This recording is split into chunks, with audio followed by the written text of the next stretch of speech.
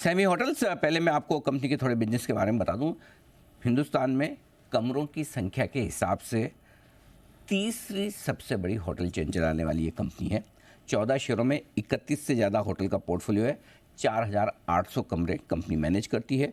Acquisition करते हैं जो कमज़ोर होटल्स का, कमज़ोर मैनेजमेंट वाली होटल्स का, उसको फिर पूरी तरह से टर्न अराउंड करके डेवलप करते हैं। नाम अब मैं बता दूं, आप पहचान जाएंगे। मैरियट, हयात, IHG, ऐसे कई सारे बड़े होटल ऑपरेटर्स हैं जिनके साथ कंपनी का करार है। इशू की जानकारी ले लीजिए। कल इशू खुलेगा, 18 सितंबर को होगा बंद। 119 से 126 रुपये का प्राइस बैंड रखा गया है और लॉट साइज़ भी 119 की रखी गई है।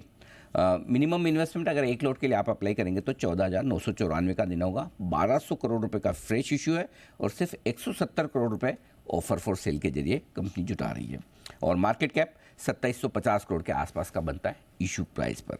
आइए आपकी मुलाकात करवाता हूँ। हमारे साथ स्टूडियो में इस वक्त कंपनी के चेयरमैन, MD और CEO आशीष जाखनवाल साहब हैं, कार्यक्रम में शामिल हो रहे हैं। आपने होटल मैनेजमेंट और कैटरिंग टेक्नोलॉजी में national council of hotel management से आपने डिप्लोमा भी किया है और नई दिल्ली से, और साथ ही आपने इंटरनेशनल मैनेजमेंट इंस्टीट्यूट नई दिल्ली से भी मैनेजमेंट में डिप्लोमा किया है, पोस्ट ग्रेजुएशन डिग्री हासिल की है। आशीष जी, बहुत बहुत स्वागत है सर आपका। धन्यवाद, समय दिया आपने, स्टूडियो में आए हैं। तो सर पहले तो ये समझाएं कि सर ये जितने हमने नाम देखे हैं आपके, ये सारी होटल्स आपकी हैं? हाँ जी। आपने जैसे बोला कि 31 होटल हैं, 4,800 कमरे हैं जी, और ये सारे होटल्स हम ओन करते हैं। नाम बताओ सर, कौन कौन सी होटल्स आपकी? अच्छा, तो उसमें हमारे पास एक बहुत बड़ा portfolio holiday Inn Express hotels का। हॉलिडे इन आपकी है? Holiday Inn Express, okay. हाँ जी। तो अगर इंडिया में आप देखेंगे जितने भी हॉलिडे इन एक्सप्रेस हैं 71% हम ओन करते हैं। अच्छा। वैसे ही Fairfield by Marriott, yes yes. तो फेयरफील्ड बाय मैरियट इंडिया में जितने हैं 31 मार्च को जितने थे उसमें 43% हम ओन करते हैं। अच्छा।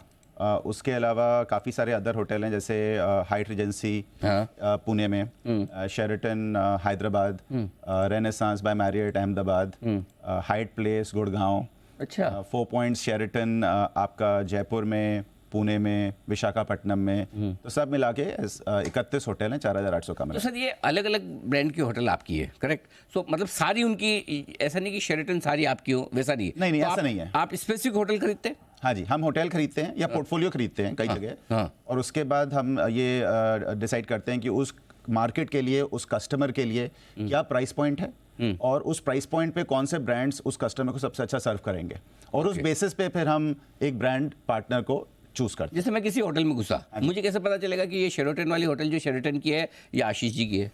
थोड़ा मुश्किल है, लेकिन एक प्लाक होता है पीछे। अच्छा। लॉ रिक्वायर करता है कि ओनर का नाम लिखा होना चाहिए, पीछे जो बोर्ड होता है। लेकिन आप जब एज अ कस्टमर एंटर करते हैं तो हम चाहते हैं कि आप देखें कि आप 4 पॉइंट्स में जा रहे हैं, कि फेयरफील्ड में जा रहे हैं, कि हॉलिडे इन एक्सप्रेस में जा रहे हैं। करेक्ट। क्योंकि अनिल जी, एक चीज़ बड़ी खास होती है ट्रैवल एंड टूरिज्म में, जब आप अमेजोन से कोई पैकेट मंगाते हैं और पसंद नहीं आता है तो आप उसको वापस कर सकते हैं जी। ट्रैवल एंड टूरिज्म में जब आप एक फ्लाइट लेके किसी होटल में चेक इन करते हैं और आपको पसंद नहीं आता है तो वापस करना थोड़ा सा मुश्किल होता है। जी जी। तो इसके अंदर ब्रांड रिकग्निशन काफ़ी इंपॉर्टेंट होता है, और इसीलिए जब हमारा कस्टमर होटल में आता है तो हम चाहते हैं कि वो उसको रिस्पेक्ट करे कि वो फेयरफील्ड है या 4 पॉइंट्स है कि रेनेसांस। परफेक्ट। तो सर आपने होटल बनाई तो है नहीं? सारी बनी बनाई खरीदी है? हाँ जी, हमने 3 होटल बनाए हैं। ये अच्छा, 3 बनाई है? हाँ जी। और लेकिन ज़्यादातर आप खरीदते हैं? करेक्ट। मतलब क्या स्ट्रेटेजी, कैसे करते हैं? देखिए, होटल बनाना आसान काम नहीं है। 3 से 5 साल बनाने में लगते हैं, 1.5 से 2 साल लगते हैं उसको स्टेबलाइज करने में। करेक्ट। जब आप पैसा डालते हैं 7 साल बाद की आपको एक उम्मीद होती है कि क्या करेगा। 7 साल लगते हैं? 7 साल लग जाते हैं स्टेबलाइज आने में, राइट? करेक्ट। और 7 साल में इंडिया जैसी कंट्री अब फंडामेंटली चेंज हो जाती है। ठीक बात है। उसी टाइम पे अगर आप देखेंगे तो एक बहुत बड़ा पूल है होटल एसेट्स का इंडिया में, जो अंडर मैनेज्ड है, अंडर परफॉर्मिंग है। कई सेक्टर्स में इंडिया में अभी इंस्टीट्यूशनल पेनिट्रेशन उतना अच्छा नहीं हुआ है, और जब इंस्टीट्यूशनल पेनिट्रेशन इंप्रूव करेगा तो आप देखेंगे एक शिफ्ट होगा बिजनेसेस का from non institutional to institutional platforms, right? हम वही स्टोरी होटल्स में प्ले करते हैं कि एक होटल है, लोकेशन अच्छी है, मार्केट अच्छी है, लेकिन प्रोडक्ट में इशू है, ब्रांड में इशू है, मैनेजमेंट में इशू है, तो आप जैसे ही उन चीजों को फिक्स करते हो आपको दिखता है कि परफॉर्मेंस एकदम से इंप्रूव करती है। सर ये तो सारी बड़ी बड़ी ब्रांड है, बड़े बड़े नाम है, इनसे नहीं चल रहा तो आपसे कैसे चलेगा? नहीं, जरूरी नहीं है सर। हम जब होटल खरीदते हैं तो वो मैरिट नहीं होता है, जब हम होटल खरीदते हैं तो हाइट नहीं होता है। अच्छा, आपने प्रॉपर्टी खरीद ली? हाँ जी। फिर वो तो अच्छा, मैनेजमेंट फिर आप करते हैं कि किसी शेरेटन को दे रहे हैं, किसी हयात को दे रहे हैं? नहीं, तो day to day operations brand करता है, हमारे पास फाइनेंशियल स्ट्रेटजी होती है, हमारे पास प्रोडक्ट स्ट्रेटजी होती है, लेकिन डे टू डे ऑपरेशंस जो होते हैं। अच्छा, शेरेटन तो शेरेटन ही मैनेज करेगा, उनको अपने स्टैंडर्ड्स रखने होते हैं। शेरेटन जब हमने खरीदा था तो शेरेटन नहीं था, होटल ए था। वो होटल ए को खरीद के हमने उसका प्रोडक्ट इंप्रूव किया, ब्रांड शेरेटन लेके आए, उसके बाद उसकी परफॉर्मेंस में इंप्रूवमेंट हुआ। तो फिर सर इफेक्टिवली तो आप प्रॉपर्टी खरीद रहे हो। बिल्कुल, प्रॉपर्टी हम एसेट खरीद रहे हैं और ऐसी जगह खरीद रहे हैं जहाँ पे कंज्यूमर अवेलेबल है हमारे लिए। उसके ऊपर हम उस एसेट में वो इंटरवेंशंस कर रहे हैं ताकि वो कस्टमर के लिए बहुत ज़्यादा अट्रैक्टिव हो जाए। अच्छा, ये सर ये सामी नाम की इसकी क्या कहानी, मुझे पढ़ने में भी मुश्किल हो, क्या how should I pronounce it? Sammy, okay. हाँ जी, एच साइलेंट है। सैम ही, ओके ओके। तो नहीं, थोड़ा सा इसमें कॉन्टेक्स्ट है कि HI जो है वो होटल इन्वेस्टमेंट है, ओके, है ना, और SAM जो है वो आशीष मेरा नाम है बीच में जी। और बाकी हमारे 2 और 11 साल पहले को फाउंडर्स थे, एक मानव अच्छा, है, तो उनके हिसाब से सैमी है। तो उस समय हमने नाम रखा था और उसके बाद कंपनी भी अच्छी चल गई और नाम भी अच्छा चल गया, तो बढ़िया है सर, बहुत बढ़िया। अच्छा, अब तो आपके सारे होटल्स खुद के ओन है, उसमें कुछ होटल ऐसे हैं जो लॉन्ग लीज पे भी होते हैं, 30 से 60 साल की। ठीक बात है। हाँ जी, तो वो थोड़े से होते हैं। अब आपके फाइनेंशियल पे आते हैं सर। हाँ जी। इशू आप लेके आ रहे हैं करीबन कितना, 1200 करोड़ का कर्ज चुकाने वाले हैं इससे। हाँ जी। तो ये इशू से पैसा चुकाने के बाद भी आपके लिए डेट अभी भी रहता है, राइट? हाँ बिल्कुल। तो क्या प्लान है सर, और कितना आप इससे बचत कर पाएंगे? देखिए, कोविड के दौरान हमारा डेट काफ़ी बढ़ा, क्योंकि आपको मालूम है कि हमारा सेक्टर सबसे ज़्यादा करेक्ट था। तो हमने पहले DRHP फाइल किया था 1000 करोड़ के प्राइमरी के साथ, फिर हमने उसको अपसाइज करके 1200 करोड़ कर दिया है, बिकॉज 1200 करोड़ का जो हमारा डीलेवरेजिंग होगा, जो डेट कम होगा, उसके बाद कंपनी की बैलेंस शीट काफ़ी इंप्रूव होती है। Net worth, balance sheet, path to profitability, वो सारा का सारा एक बार में इंप्रूव होता है।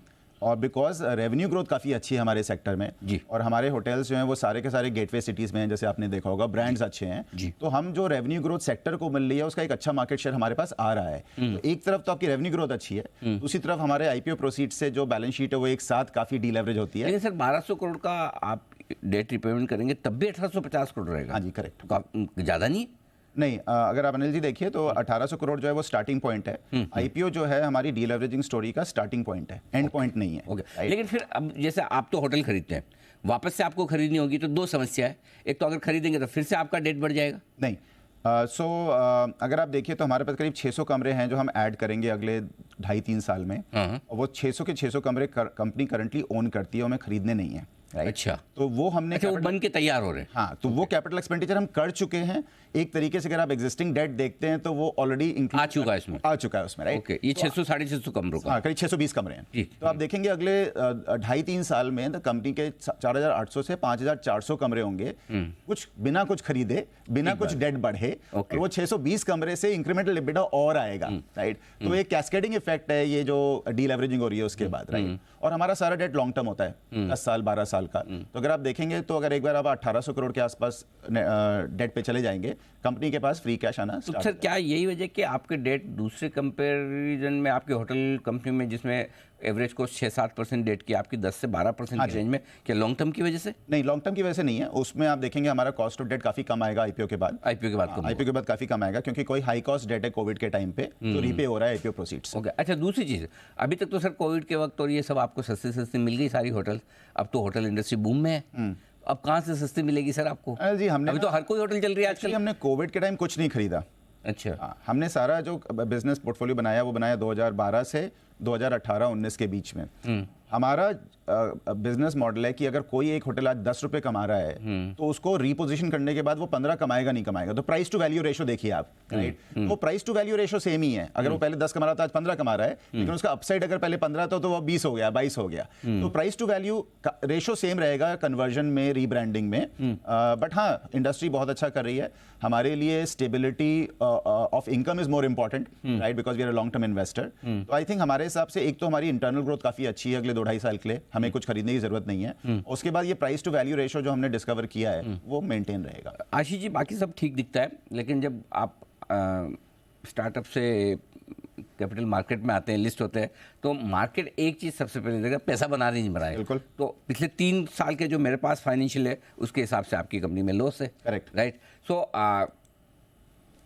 अब आई डोंट नो आप बता पाएंगे नहीं बता पाएंगे तो बताइए सर कि प्रॉफिट कब दिखेगा, क्योंकि अल्टीमेटली है ना लोग ये जानना चाहते हैं भाई प्रॉफिटेबल कब होगी कंपनी, क्योंकि तो आपको मालूम मेरे हाथ पैर दोनों बंद हुए हैं जी मैं जानता हूँ सर। लेकिन कुछ हम कुछ डायरेक्शनल गाइडेंस दे सकते हैं। पहली बात तो अगर आप देखेंगे तो 2021-2022 का जो फाइनेंशियल ईयर था वो कोविड से काफ़ी इम्पैक्टेड है, तो उसके लॉसेस तो काफ़ी जेनरिक हैं तरीके से देखें। लेकिन अगर आप 2023 में देखेंगे जो हमारे लॉसेस थे उसमें लार्ज पार्ट कंट्रीब्यूशन जो था वो एक नॉन रिकरिंग फाइनेंस कॉस्ट का था। करीब ऑलमोस्ट 300 करोड़ 296 करोड़ जो था वो non recurring one time finance cost थी, क्योंकि हमने कोविड के टाइम पे कुछ कन्वर्टेबल इंस्ट्रूमेंट लिए थे, एनसीडीज इशू करे थे, उनका जब सेटलमेंट हुआ, कन्वर्जन हुआ, मार्क टू मार्केट लॉसेज आए, तो वो एक तो सीधे सीधे आपको देखेंगे 296 करोड़ का एक्सपेंस चला जाएगा और रिपीट ही नहीं होना है। दूसरा जो हमारी रिकरिंग फाइनेंस कॉस्ट थी करीब 272 करोड़ की, वो 272 करोड़ की फाइनेंसिंग कॉस्ट भी काफी कम हो जाएगी, क्योंकि डेट जो है वो 2850 से 1800 आ रहा है, राइट।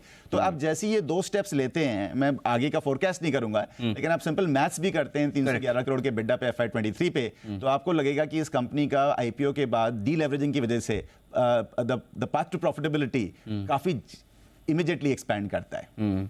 अच्छा सर, एक जो आपने एक्विजिशन किया था ACIC, ये एक्विजिशन क्या है, इसके बारे में समझाइए। ACIC क्या कंपनी है, किस तरह के होटल थे इनके पास? इनके पास इंडिया में 6 होटल ऑपरेटिंग होटल थे, एक लैंड पार्सल है नवी मुंबई में, 6 होटल जो हैं उसमें 4 फेयरफील्ड बाय मैरियट हैं, 2 4 पॉइंट्स बाय शेराटन है, तो काफ़ी कॉम्प्लीमेंट्री पोर्टफोलियो है जिस तरीके का हमारा होता है mid scale upper mid scale. तो हमने ये ऑल स्टॉक डील थी जो ACIC करके आपने शेयर्स दे दिए उनको आईपीओ से पहले। तो इससे क्या हुआ है कि एक तो हमारा पोर्टफोलियो 4800 कमरे में चला गया है, हमें नवी मुंबई में एक लैंड पार्सल मिला है जिसमें 350 कमरे का होटल बन सकता है। नवी मुंबई आपको मालूम है ग्रोथ पाथ पे है, एयरपोर्ट आ रहा है। दूसरा अगर आप देखेंगे प्रोफॉर्मा बेसिस पे तो हमारा नेटवर्थ पॉजिटिव हो गया इस एक्विजिशन के बाद, तो हमारा नेटवर्थ नेगेटिव था FY23 में, इससे पॉजिटिव हो गया और आईपीओ से जो प्रोसीड्स आएंगे वो पूरे के पूरे ऐड होंगे नेटवर्थ में। तो हमारे लिए एक पोर्टफोलियो इंप्रूवमेंट काफी अच्छे से हुआ, 6 होटल ऐड हुए, 1000 कमरे अप्रोक्सीमेटली ग्रोथ अपॉर्चुनिटी आई नवी मुंबई में, प्लस हमारी बैलेंस शीट एक तरीके से देखिए रिकैपिटलाइजेशन था ये। ओके हाँ, आपने स्टॉक इशू करके आपने एसेट्स ले ली और आपकी नेटवर्थ बढ़ गया। एक आखिरी सवाल at the cost of repetition sir, मेरे को 2 चीज़ें समझनी है। एक तो ये कि सर बिना डेट बढ़ाए आप एक्सपांशन कैसे करेंगे, क्योंकि आपको अल्टीमेटली तो एसेट्स ही खरीदनी, राइट। और दूसरा ये कि बड़ी बड़ी कंपनियाँ जो आपकी सेक्टर की दिग्गज कंपनियाँ वो एसेट लाइट मॉडल रखती है, आप बिल्कुल उनके विपरीत है। नहीं सर, हम बिल्कुल विपरीत नहीं है। तो आई थिंक थोड़ा सा रेवेन्यू ब्रेकअप देखना पड़ेगा हमको। अगर आप देखेंगे तो सारी जो होटल कंपनीज इंडिया में हैं 85% से ऊपर उनका रेवेन्यू ओनरशिप से आता है, 85% से ऊपर का किसी भी कंपनी का, राइट। हमारा अभी आज की तारीख में 100% है, तो ऐसा नहीं है कि कोई दूसरी कंपनी है जिसका एसेट लाइट मॉडल से 50% रेवेन्यू आता है, 85, 88, 88% के आसपास रेवेन्यू कंट्रीब्यूशन जो होता है एंड ओनरशिप से ही आता है इस बिजनेस में इंडिया में अभी, राइट। हमारा 100% है। दूसरा, हमारी कंपनी में भी करीब 13% रेवेन्यू आती है जो वेरिएबल लीज होती हैं 30 से 60 साल, जिसमें ना हम लैंड ओन करते हैं ना बिल्डिंग ओन करते हैं, राइट। लेकिन उसके अंदर 85% रेवेन्यू हम अपने पास रखते हैं, केवल 15% शेयर करते हैं। तो हम भी सेक्टर की स्टोरी को अच्छे से प्ले कर रहे हैं। कैपिटल एफिशिएंसी काफी अच्छी है, 70 लाख पर की में पूरा पोर्टफोलियो बना था पैंडेमिक से पहले। 13% हमारा जो रेवेन्यू कंट्रीब्यूशन आता है वो आता है sort of quasi asset light model से। अगर आप एक्स्ट्रा एडिशनल पीयर्स को देखेंगे उनका भी 85, 88%, 90% जो ओनरशिप से आता है, बाकी एसेट लाइट से आता है। तो आई थिंक इंडिया में अगले 10-15 साल की बहुत स्ट्रॉन्ग ट्रेंड है ट्रैवल एंड टूरिज्म के लिए, बिकॉज वो डिस्पोजेबल इनकम और इकोनॉमिक ग्रोथ का एक बाई प्रोडक्ट होता है। तो जिस भी मार्केट में आप 10 साल का ग्रोथ देखते हो उसमें एक ही चीज़ की ग्रीड होती है, इंक्रीमेंटल रेवेन्यू मेरे पास आनी चाहिए। करेक्ट, ठीक बात है, बिल्कुल। तो चलिए उम्मीद करते हैं कि कुछ बेहतरीन आगे भी आपकी कंपनी के लिए होता दिखे। कल से आपका आईपीओ खुल रहा है, आशीष जी बहुत बहुत शुभकामनाएं। उम्मीद करते हैं कि आपके आईपीओ को तगड़ा रिस्पॉन्स मिले, और आज आपका बहुत बहुत धन्यवाद, आप आए हैं स्टूडियो में और विस्तार से अपनी कंपनी के बारे में हमारे दर्शकों से बातचीत की।